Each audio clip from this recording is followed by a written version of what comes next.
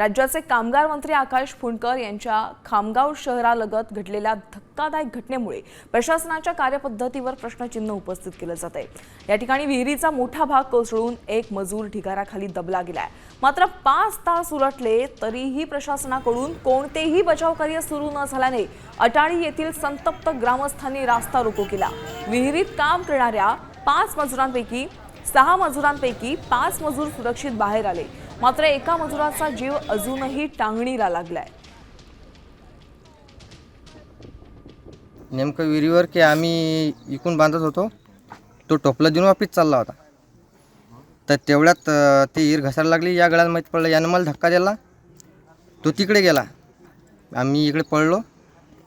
तेवढ्याच टायमात पूर्वी विहीर खाली गेली। हा रस्ता आम्ही याच्यासाठी बंद केला, माझा भाऊ सकाळी 9 वाजतापासून एका बांधकामावर गेला होता। विहीर ते ठेकेदारीचं काम आहे, तो ठेकेदार फराळ आहे, विहीर बांधकाम फराळ आहे आणि तो माणूस विहिरीत पडला, त्याला कोणी काढायला तयार नाही। 6 जणांपैकी हा त्या विहिरीमध्ये डुबून पडला, याला कोणीच काढायला तयार नाही।